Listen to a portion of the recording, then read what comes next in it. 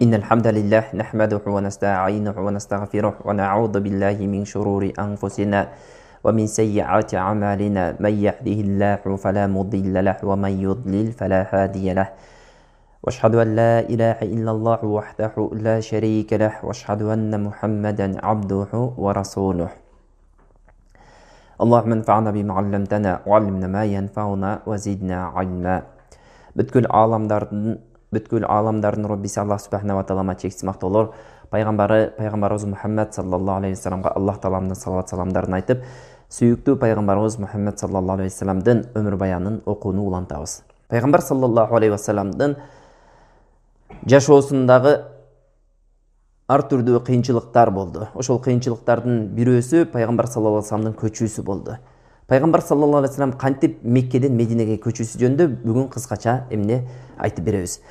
Өткөнкү сабагыбызда сиз менен биз Дарун Надва деген ошол жанагы Меккенин мушриктери, аттуу баштуулары чогулуп, өздөрүнүн жыйындарын өткөзө турган жерде Меккенин аттуу баштуулары чогулуп, эң кооптуу чечимди кабыл алгандыгы жөнүндө сөз кылдык. Ал да болсо пайгамбар саллаллаху алейхи ва салламды өлтүрүү деген чечим болгон.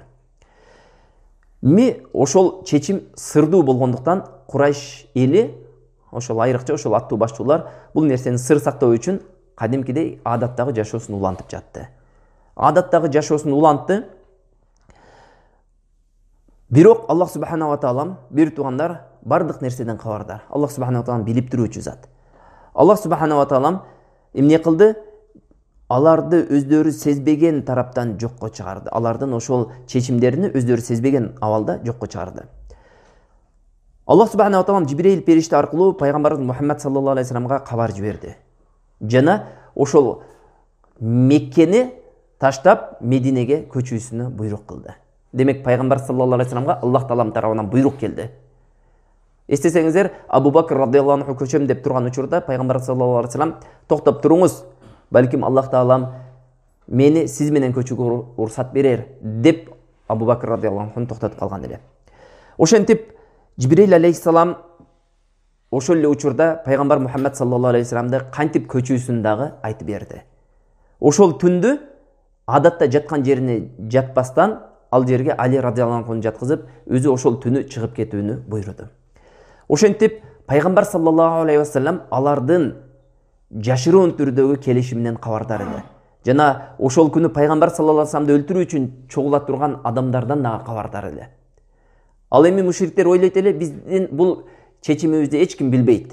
Жана биз бул ошол чечимибизди бүгүн ишке ашырабыз. Бүгүнкү күндөн баштап Мухаммаддын дааватына чек коюлат деп ошентип эмне кылат эле? Жанагы жерде ошол түндү күтөт эле.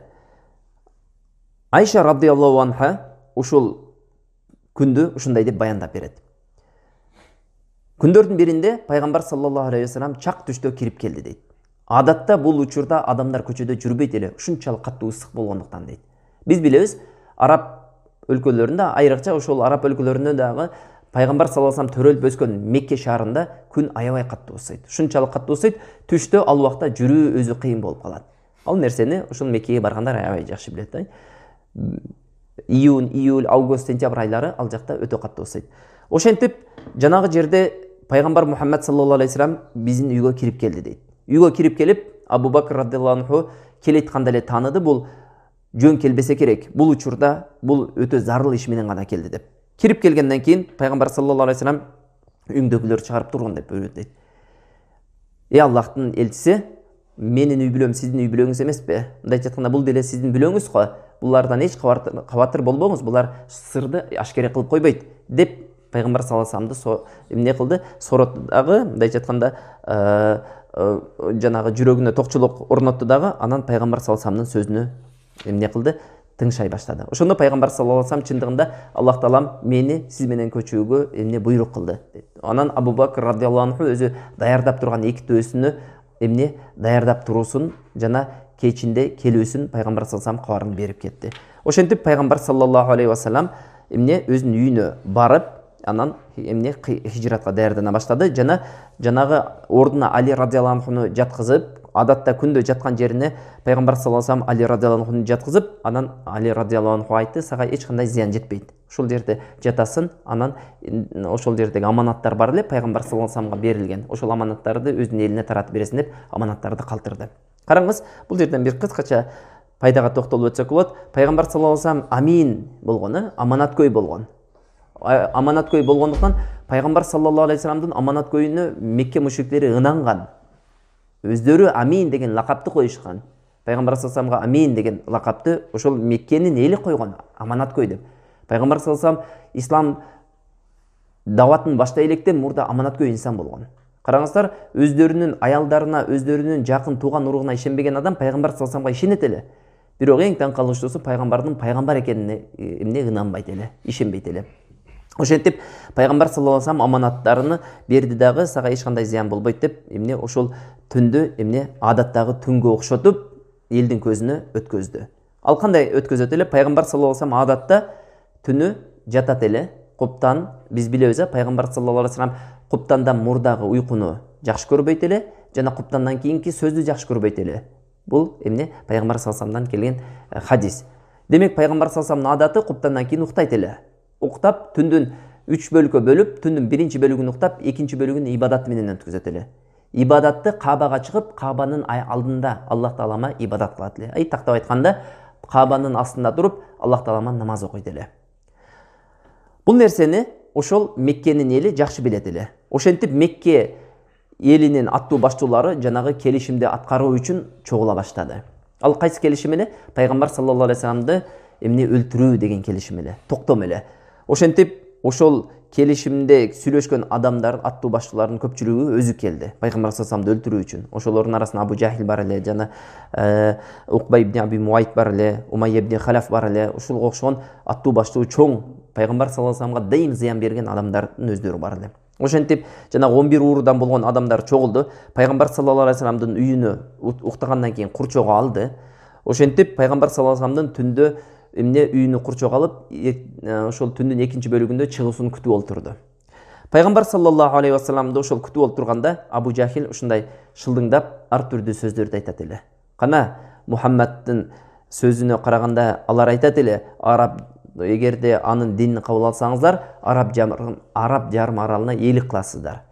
Жана Иорданиянын бакчасындай болгон бейишке киресиздер деп убада кылган убадасы кана деп шылдыңдап жанагы жерде болду го дегендей максатта адамдарга берет эле, мотивация берип турат эле өзүнүн жанындагыларга. Ал дегени биз уже уттук го, мына бүгүн Мухаммадты өлтүрө элек, бирок алар ынанат эле, өздөрүнүн жүрөгүндө 100% ишеним бар эле, болду, бүгүн иш бүттү. Бардыгыны ушул күнгө чейинки болгон бардык кыйынчылыктардын чек коебуз. Bundan кийин Мухаммадтын даваты токтойт, себеби аны өлтүрөбүз деген бекем ишеним бар болгондуктан ушундай сөздөрдү айтат эле. Кандай эми арабтаргаээлик кыла албады. Арабтар ажамдар иностранецтердин үстүнөн үстөмдүк кыла албады. Ал эле эмес арабтардын үстүнөн да үстөмдүк кыла албады. Ал эле эмес биздин үстүбүздөн үстөмдүк кыла албады. Бул тим эле тоодой нерсени убада кылган го деп өздөрүнчө шылдыңдашып ар түрдүү сөздөрдү сүйлөйт эле ошол учурда. Андан кийин пайгамбар саллаллаху алейхи вассалам ошол үйдөн түндүн экинчи бөлүгүнө чыгып кетти. Карасаңыздар, Аллах субханаху ва таалам кадыр зат. Инналлаха аля кулли шайин кадир. Аллах субханаху ва таалам бардык нерсеге кадыр зат. Пайгамбар саллаллаху алейхи вассаламдын мужизасынын бирөөсү ушул болду. Пайгамбар саллаллаху алейхи вассалам жанагы куралчан аскерлердин астынан ушундай пайгамбар саллаллаху алейхи вассаламды жек көрүп өлтүрөбүз деп турган адамдардын астынан өтүп кетти. Бирок эч кимиси көргөн жок пайгамбар саллаллаху алейхи вассаламды. Пайгамбар саллаллаху алейхи вассалам وجعلنا من بين أيديهم سدا ومن خلفهم سدا فأغشيناهم فهم لا يبصرون деген аятты окуп, үстүлөрүнө туруп кумдан себип өтүп кетет эле.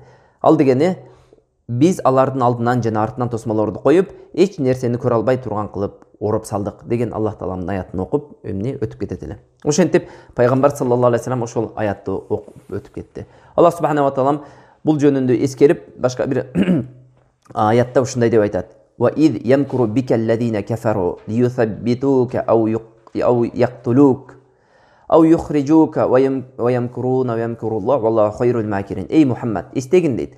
Капырлар бир учурда сени өз журтуңдан калтырууга, же өлтүрүүгө, же болбосо сүргүн кылууга амал издешкен. Алар айлакерлик кылды, бирок Аллах Таалам да айлакерлик кылды. Аллах Тааламдын айлакерлиги кандай сонун дейт.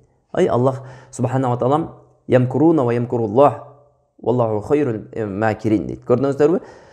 Алар айлакерлик кылды, Аллах субханала тағала алардын үстүнөн айлакерлик кылды. Кандай айлакерлик, диндин үстүнөн айлакерлик болсо, Аллах субханала тағала ошолордун үстүнөн айлакерлик кылып коет, бир туугандар. Бул жерде Мекке мушриктери эмне кылды? Өлтүрүүнү каалады пайгамбар саллаллаху алейхи вассалам үстүнөн. Бирок пайгамбар саллаллаху алейхи вассалам алардын үстүнө торпак кумдан себип туруп чыйып кетти. Алар байкабай калды. Ошентип жанагы адамдар күтүп олтурат эле. Бир учурда бир киши өтүп калды. Жанагы киши өтүп калып, жанагы адамдардан сурады: "Сиздер эмне кылып турасыздар?"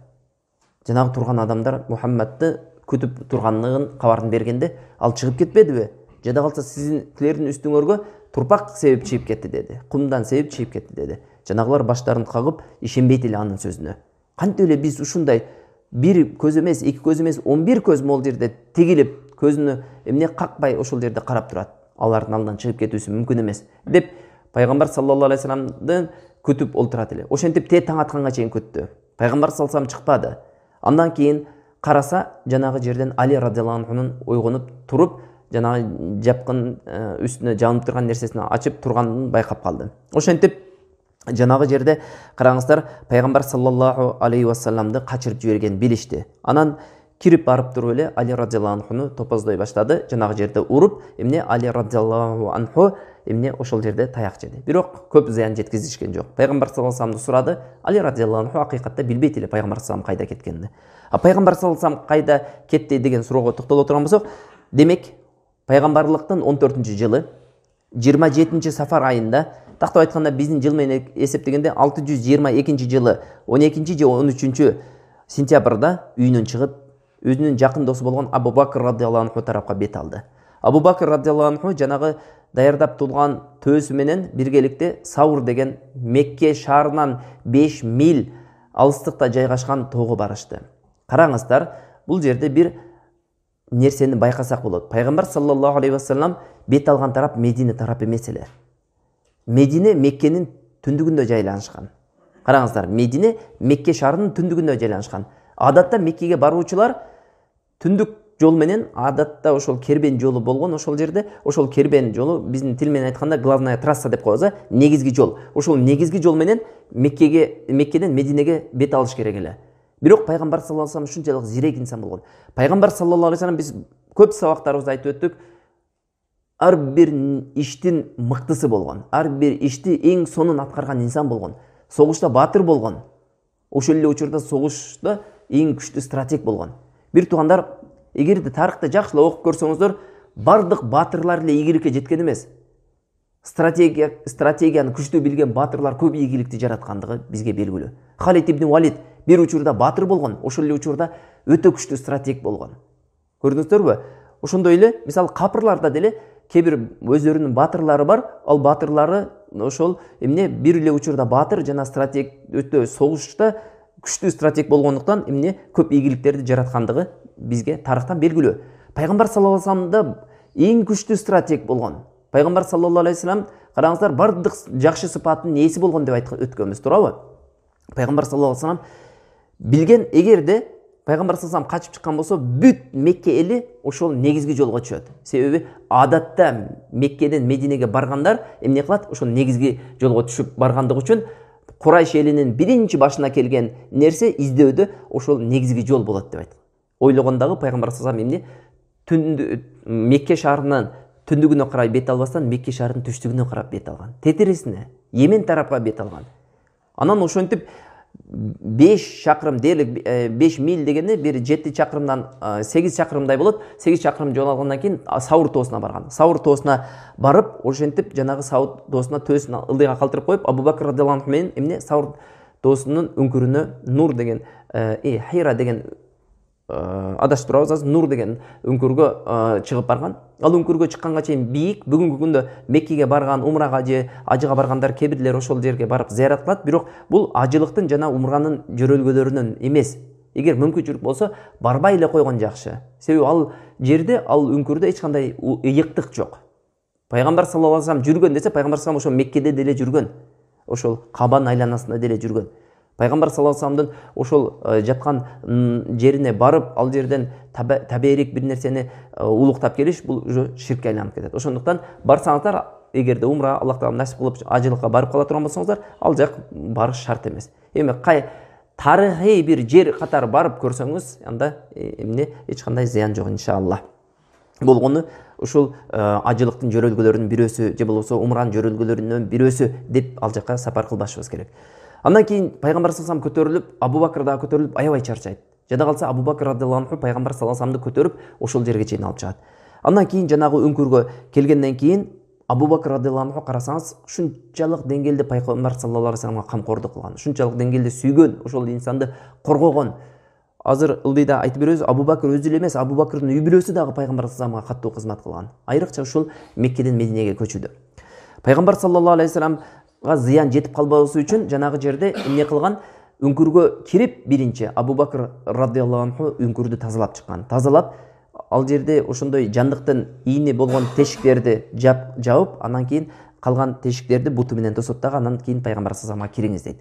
Пайгамбар саллаллаху алейхи чарчап талыгып тургандыктан киргенден кийин эле жаткан бойдон уйкуга кетет. Абу Бакрдын көкүрөгүнө жатып, ошол бойдон пайгамбар саллаллаху алейхи эмне уйкуга бет алат, уктап, анан жанагы жерде ошол пайгамбар саллаллаху алейхи Абу Бакрдын көкүрөгүнө башын коюп уктап турган жерде Абу Бакрды бутунун астынан бир жандык чагып алат.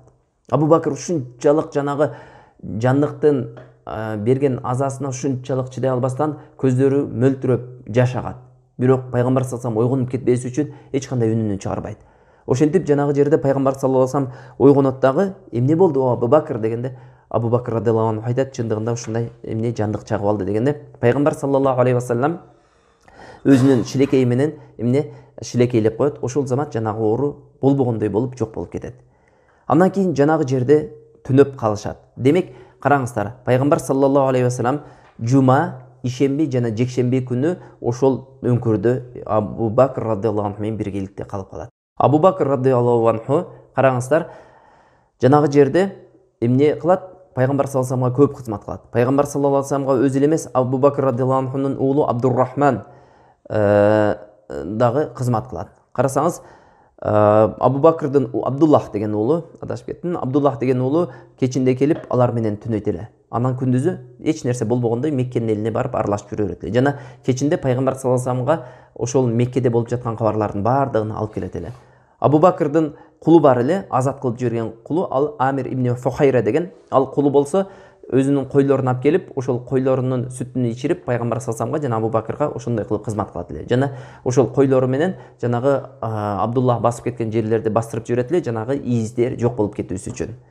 Андан кийин пайгамбар саллаллаху алейхи вассалам ошол жерде 3 күн түнөдү. Ошол учурда бир окуя болот. Кандай окуя болот десе, Меккенин эли жанагы пайгамбар саллаллаху алейхи вассалам качып кеткенин билгенден кийин Меккенин аттуу башчылары ушунчалык каттуу ачууланып, колунан ушундай эмне чоң мүмкүнчүлүктү чыгарып жибергенине өкүнүп, жанагы жерде пайгамбар саллаллаху алейхи вассаламдын башына жүзтөө саят. Тирүү алып келеби же болбосо пайгамбар саллаллаху алейхи вассаламдын башына кесип келеби, ким алып келе турган болсо жүзтөө берилет деп эмне кылат? Жар салат. Ошентип жанагы жерде ат бары аты менен, төсү бары төсү менен, төсү аты жогу жөө пайгамбар саллаллаху алейхи вассаламды издөөгө, кыдырууга түшөт.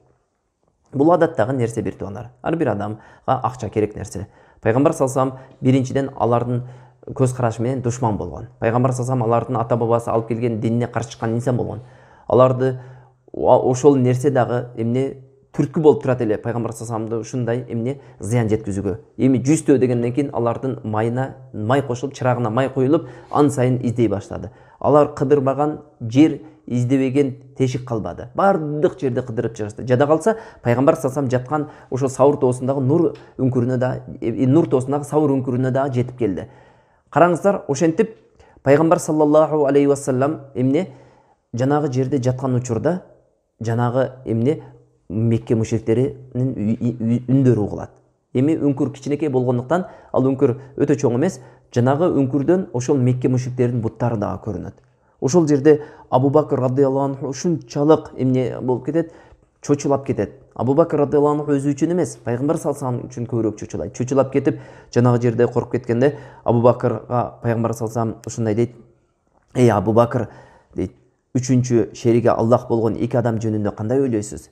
Биз экөөбүз, үчүнчүбүз Аллах го. Аллах бизди сактайт" деген максатта. Башка бир аятта ошондо неме Абу Бакр айтат: "Башымды көтөрүп карасам" дейт, "адамдардын буттары көрүндү" дейт. Ошондо "Эй Аллахтын элчиси" дейт, "Алар ылдый караса эле бизди көрүп калышмак" деп ушундай таң калуу менен айтсам дейт, ошондо "Унчукпаңыз Абу Бакр, экөө, үчүнчүсү Аллах" деди дейт. Биз экөөбүз, үчүнчүбүз Аллах деди дейт. Караңыздар, ошентип Аллах субханала таалам аннык эле мужиза кылып жанагы Мекке мушриктерине эмне көзүнө парда тосуп жанагы эмнени көрсөтпөй койду. Кээ бир риваяттарда келет, пайгамбар саллаллаху алейхи вассалам ошол жаткан үңкүрдө эмне көгүчкөн келип уя салып коет. Жана жөргөмүш дагы уя салып коет дейт. Ошол жөргөмүштүн уясын көрүп, анан кийин жанагы көгүчкөн жаткандыгын көрүп, бул жерге эгерде адам кирген болсо, көгүчкөн учуп кетмек, жөргөмүштүн уясы жок болмок деп кетип калат деп айтылган риваяттар бар. Бирок бул риваятты кээ бир алымдар эмне даифка чыгарган. Андан кийин пайгамбар саллаллаху алейхи вассалам эмне кылат? Ошентип 3 күн өтүп, кичине абал турукташып, адамдар тынч өз абалына кайта баштаганда пайгамбар саллаллаху алейхи вассалам эмне кылат? Секин эмне Мединеге карай жол алат. Эми Мединеге жол алганда пайгамбар саллаллаху алейхи вассалам негизги жол менен негизги жолго түшпөйт. Себеби негизги жолдо кооптуу пайгамбар саллаллаху алейхи вассалам жана Абу Бакр үчүн. Эмне себептен десе, негизги жол бул трасса болгондуктан кербендер, ар түрдүү адамдар өтөт. Ошол эле учурда бүт Меккенин мушриктери ошол жерде кыдырып жүрүшкөн. Пайгамбар саллаллаху алейхи вассалам Абдуллах ибн Урайкыт ал-Лайси деген эмнени мушрик адамды жалдайт. Ал адам пайгамбар саллаллаху алейхи вассалам менен келишип, Абу Бакр радиаллаху анхунун ошол жанагы даярдап койгон төсүнү жекшемби күнү алып келмекчи болот. Анан жанагы мушрик ошол жанагы деңизди жээктеп бара турган Медине менен Мединеге жолду билген инсан катары пайгамбар саллаллаху алейхи вассаламга уадасын берип, эмне арендага жалданат. Мындайча айтканда, жалданма болуп ошол адамга эмне пайгамбар саллаллаху алейхи вассаламга кызмат кылат.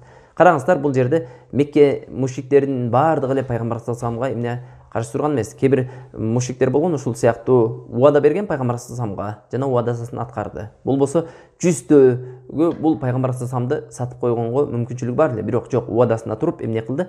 Жанагы пайгамбар саллаллаху алейхи вассаламды ошол деңизди жээктеп эмне Мединеге алып барып койду. Андан кийин караңыздар, пайгамбар саллаллаху алейхи вассалам 3 күндөн кийин жолго чыгарда, жанагы жерде эмне болот? Саур үңкүрүнүн алдында жолугушууга уада кылган эле, ошол жерде төсүн алып келет дедик. Ошол жерде пайгамбар саллаллаху алейхи вассаламды кызмат кылган дагы бирөө, бул Абу Бакрдын кызы Асма бинти Аби Бакр. Абу Бакрдын кызы, бул Айша энебиздин эжеси болот. Асма деген кызы пайгамбар саллаллаху алейхи вассаламга кызмат кылат. Ал пайгамбар саллаллаху алейхи вассалам жана Абу Бакрдын көчөрүнө куржун даярдап койгон болот. Ошол учурда куржундарын алып келип пайгамбар саллаллаху алейхи вассаламды ошо көчөгө даярдап турган учурда эмне кылат? Жанагы куржунунун жибин таппай калат. Анан ошол учурда жанагы жибини чечип берет дагы, өзүнүн белиндеги ушундай ал убакта ушундай аял кишилер белине кур байлап жүргөн болот. Ошол курну чечет дагы, ошонун бирөөсүнө алып туруп пайгамбар саллаллаху алейхи вассаламдын жанагы куржунун байлап берет. Ошентип жанагы инсан Асма бинти Аби Бакр затун нитакайни деген лакапка ээ болот. Эки белбоонун ээси деген лакапка ээ болот. Бул жерден эмнени кандай пайда алсак болот десе, бул жерден караңыз, Абу Бакр радиаллаху анхунун үй бүлөсүнүн баары эмнеге пайгамбар саллаллаху алейхи вассаламга кызмат кылган. Субханаллах, эң таң калыштуусу, эң ачынарлуу десек дагы адашпайбыз. Пайгамбар саллаллаху алейхи вассаламдын караңыздар ошол ээрчидим деп кээ бир айткан ислам үммөтүндөгү кээ бир тайпалар Абу Бакрды ушунчалык жек көрүшөт. Жана Абу Бакрдын үй бүлөсүн дагы жек көрүшөт. Жана Абу Бакрдын кызы болгон Айша, момундардын энеси болгон Айша, пайгамбар саллаллаху алейхи вассаламдын эң сүйүктүү жары болгон Айша энебизди зынага тухмат кылат. Субханаллах, Аллах субханаху ва таала тауфик берип, Абу Бакр өзү эле эмес, үй бүлөсү кызмат кылган пайгамбар саллаллаху алейхи вассаламга. Эми ошол инсанга уже тухмат айтуу, бул билбейм, бул уже момун мусулмандын жүрөгүнө батпай турган нерсе. Момун мусулман адам жок дегенде Абу Бакрды мактай албаса дагы, Абу Бакр жана Абу Бакрдын үй бүлөсү жөнүндө эч качан жаман сөз айтпайт. Бирок тилекке каршы бүгүнкү күндө өздөрүнө пайгамбар саллаллаху алейхи вассаламдын үй бүлөсүн ээрчийбиз деп чыккан кээ бир тайпалар эмне дейт? Абу Бакр радиаллаху анхуну капыр дешет. Айша энебизди зына менен эмне кылышат? Тухмат кылышат. Жада калса ушунчалык деңгээлге жетишкен, алар ажатканага кире берди. Биринчи эмне? Айша энебизге лаанат айтып туруп, Айша энебизге, Абу Бакрга, Умарга лаанат айтып туруп, андан кийин эмне? Киришет.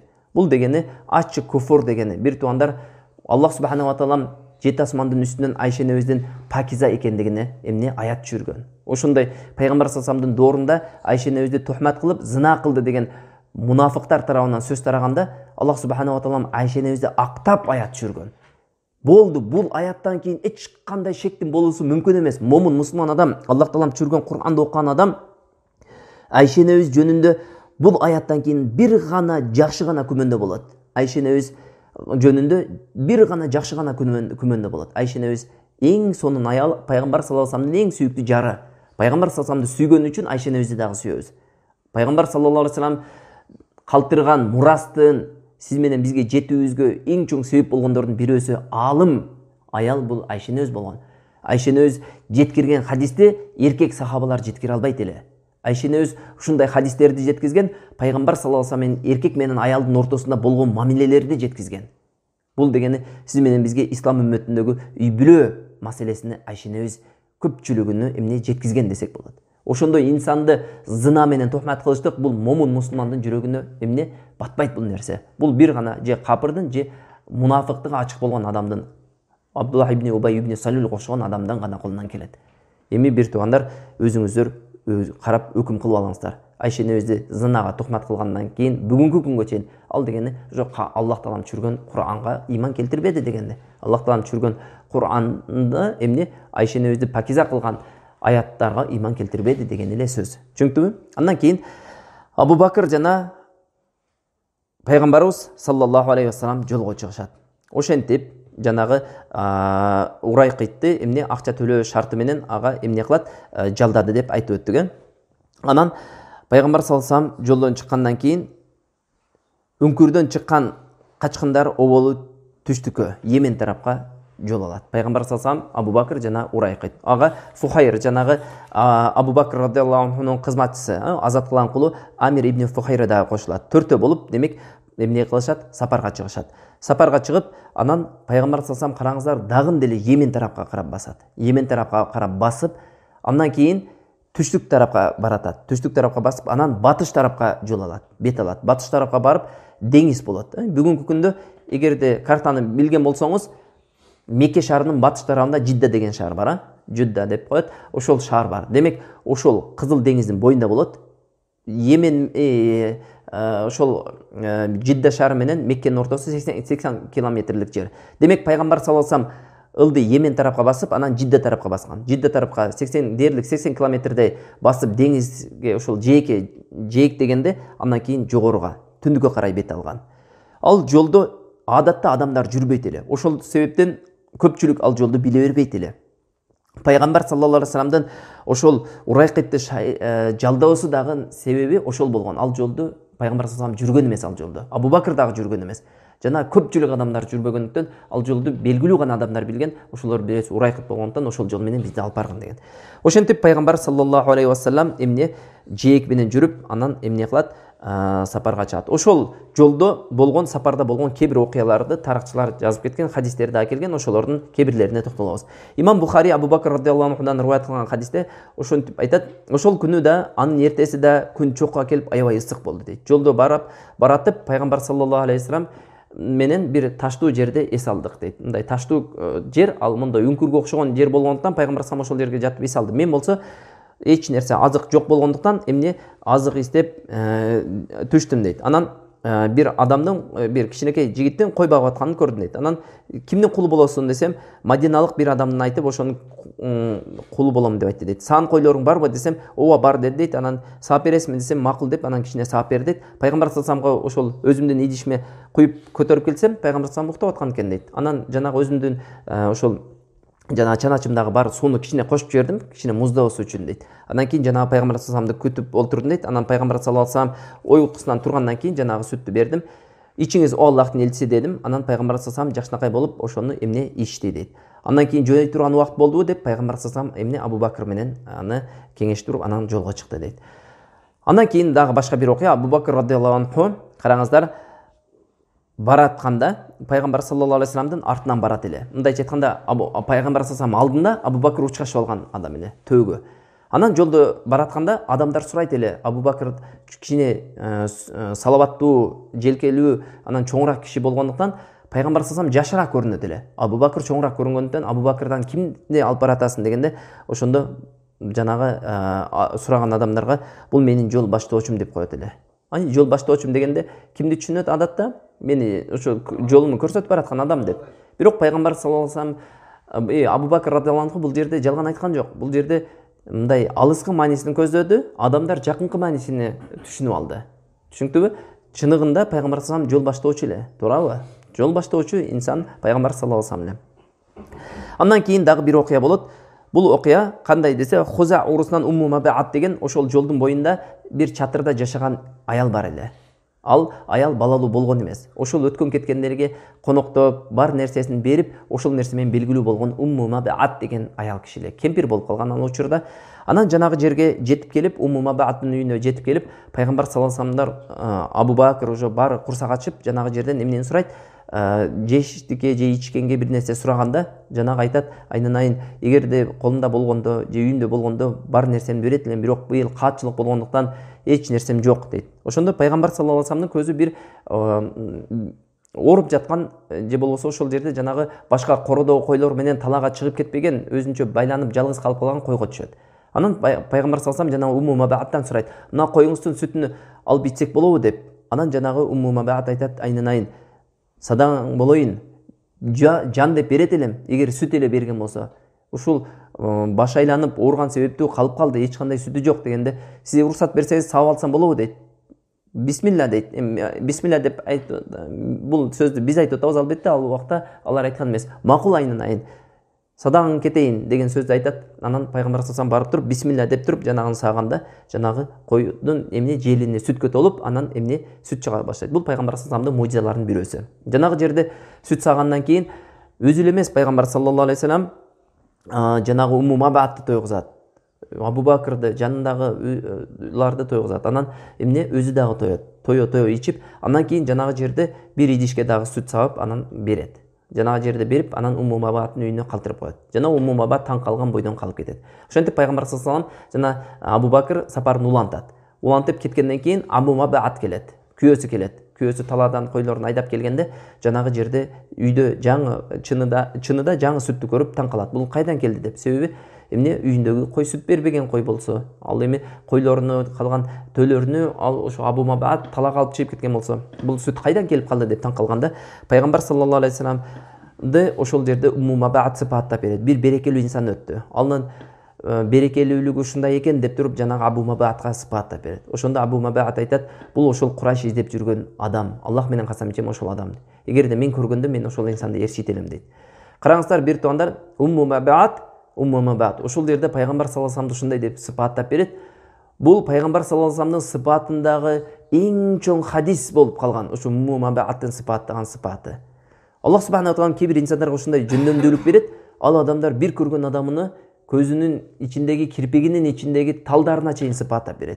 Жанагы жерде пайгамбар саллаллаху алейхи вассаламдын бүт денесинин, кулку боюнун бардыгын сыпаттап берген инсан Умму Мабаат. Ошондуктан пайгамбар саллаллаху алейхи вассаламдын сыпаты жөнүндө келген хадистердин эң жакшысы Умму Мабааттын хадиси деп айтылат. Умму Мабаат пайгамбар саллаллаху алейхи вассаламдын кашыны, кирпигини, көзүнү, карегини, мурдуну, оозуну, бардык желкесини бардыгын сыпаттап берген инсан болгон. Аллах насип болса, ошол хадисти окуп көрсөңүздөр, пайгамбар саллаллаху алейхи вассаламды өз көзүңөр менен көргөндөй эле болосуздар. Ушундай инсан болгон экен, ушундай сонун сыпаттап берген.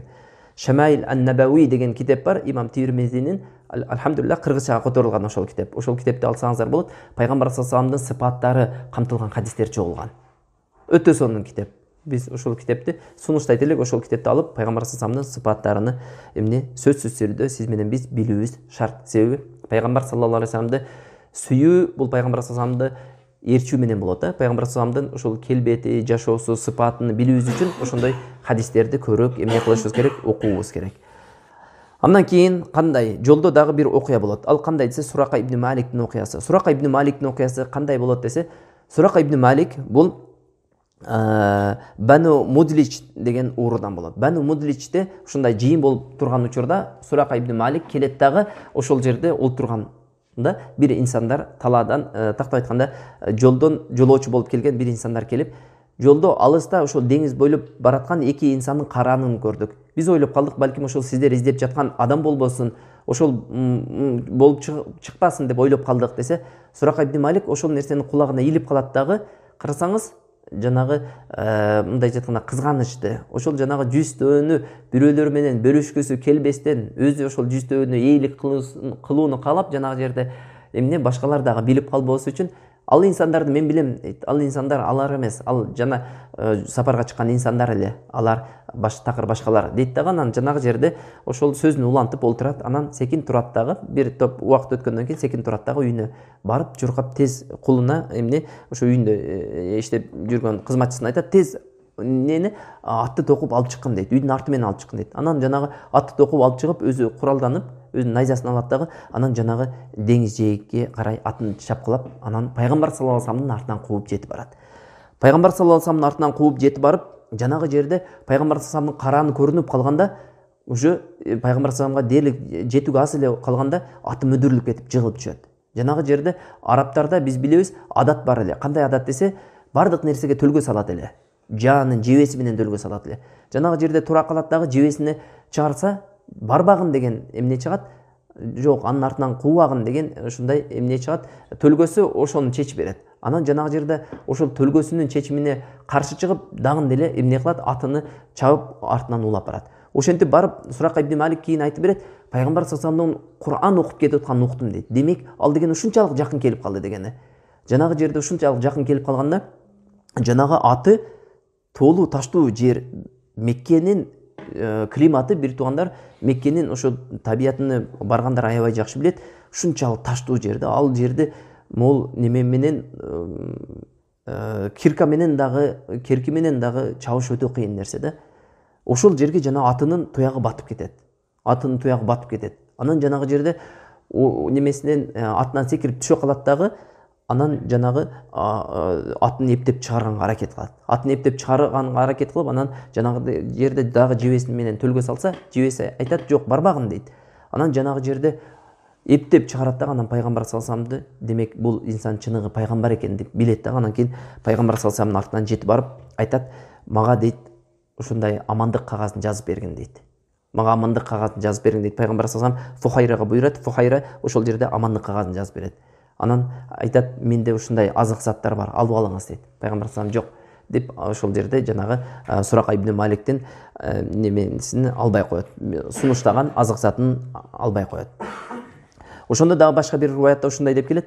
Жанагы Сурака ибн Малик жакындашкан сайын Абу Бакр радиаллаху анху артын карап ушундай уже чөчүлай баштайт дейт. Эгер келип калса, пайгамбар саллаллаху алейхи вассаламда Абу Бакрда эч кандай курал жок. Тиги куралчан ат менен келет. Ат төөгө караганда тезирээк басат, тезирээк чуркайт дагы, төөгө тез эле жетип келет. Ошондой дегенде пайгамбар саллаллаху алейхи вассалам кайгырбаңыз, Аллах биз менен деп эмне Абу Бакрды эмне кылат, сооротот дейт. Башка бир риваятта, бул риваят Имам Бухари китебине келген сахих хадис. Бул өзү негизи эле биз билебиз, Имам Бухари Жамиу Сахих деген китебинде сахихтер жыйнагында жалаң сахих хадистерди алып келген. Ошол хадистин 34-19 номердеги хадисинде ушундай деп келет. Сурака ибн Малик жанагы жетип барып ошондой мүдүрүлүп, ошондой болгондон кийин, анан кийин эмне пайгамбар саллаллаху алейхи вассалам, эй Сурака, кана эле сен Перс императорунун аты Кесра болгон, Кесранын билеригине таксаң деп койгон. Жанагы жерде караңыз, пайгамбар саллаллаху алейхи вассалам өзү ушундай эмне коркунучтун астына баратат. Бирок эмнени убада кылып атат? Перс империя, бир туугандар, мамлекет башка нерсе, империя башка нерсе. Империя деген бул дүйнө алымын титиретип турган чоң, күчтүү, кураллы жагынан, башка жагынан, экономика жагынан күчтүү болгон мамлекетти айтат. Көп мамлекеттерди багындырган, баш ийдирип, ошолордун үстүнөн үстөмдүүлүк кылган мамлекет империя дейт. Ошонун императору болгон Кесра деген. Элестетесизби, бул акылга сыйбай турган нерсе. Пайгамбар саллаллаху алейхи вассалам өзү Абу Бакр менен жалгыз төөнүн үстүнө качып баратат. Ошол эле учурда эмне Сурака ибн Маликке ошол Перс императорунун билеригин убада кылып атат. Бирок пайгамбар саллаллаху алейхи вассалам эмне ошол убада кылган нерсе алыс эмес эле, жакын эле, өтө жакын эле. Караңыз, ошол убакыт өтүп пайгамбар саллаллаху алейхи вассалам бул дүйнөдөн кайтып, Абу Бакрдын бийлиги келип, Абу Бакрдан кийин Умар радиаллаху анхунун бийлиги келгенде Перс империясы кулайт. Мусулмандардын колунун астында эмне өтөт Перс империясы. Ошондо Умар радиаллаху анху жанагы Перс империясын талкалап, Перс императору олтурган ак сарайга кирип барып, анан жанагы билериктери, жанагы башына кийген тажы олжо болуп түшкөндө, жанагы жерде Сурака ибн Малик барбы деп чакырат дейт. Сурака ибн Малик барбы деп. Анан бар деп, уже Сурака ибн Малик ал убакта уже 70-80ге чыккан болуп калган чал эле дейт. Анан жанагы жерде пайгамбар саллаллаху алейхи вассалам сага билерикти убада кылды беле дейт. Анан ооба дегенде ошондо билеригин колуна таккан дейт. Караңыздар, субханаллах, бир туугандар пайгамбар саллаллаху алейхи вассалам мужизасыны ушундай коркунучта баратып пайгамбар саллаллаху алейхи вассалам эмнени убада кылды? Перс императорунун билеригин убада кылды. Бирок ушул нерсе эмне алыс эмес эле. Тез күндөрдүн ичинде ушул нерсе эмне реалдуулукка айланган. Андан кийин пайгамбар саллаллаху алейхи вассалам ошентип жолун улап олтуруп дагы бир окуя болот.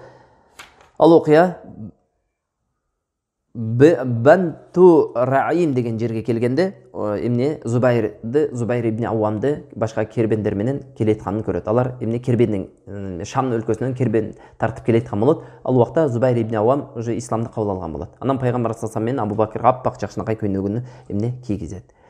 Ошентип пайгамбар саллаллаху алейхи вассалам Кубага кирип келет. Кубага демек пайгамбарлыктын 14-жылы хижрат жылы ошол жылдан башталат. Ошол жыл пайгамбар саллаллаху алейхи вассалам Меккеден Мединеге барган жылдан баштап хижрат жылы башталган. Быйыл 1443-жылбы? Демек пайгамбар саллаллаху алейхи вассалам 1443 жыл мурда эмне Мединеден Меккеге көчкөн. Хижрат деген өзү көчүү деген го, өткөндө айтып бергенбиз. Демек ошол жылдан баштап пайгамбар саллаллаху алейхи вассалам ошол Мединеге кирген жылдан баштап эмне кылат? Хижрат жылы башталат. Ошол убактан баштап Ясриб шаары Мадинатул Мунаввара, нурланган шаарга айланат. Же болбосо Мадинатун Наби деп айтылат. Пайгамбардын шаары деп айтылат.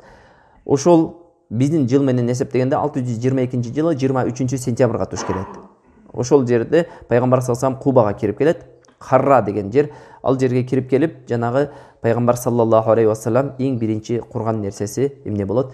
Мечит болот. Аллах субханаху ва таала насип кылса, кийинки сабагыбыздан ошол Кубага кирип келгендиги жөнүндө жана Медина эли, Ясриб эли пайгамбар саллаллаху алейхи вассалам тосуп алгандыгы жөнүндө сөз кылабыз. Аллаху алам. Aqulu qawli hadha astaghfirullah li wa lakum. Subhanakallahumma wa bihamdik wa nashhadu an la ilaha illa ant wa nastaghfiruka wa natubu ilayk.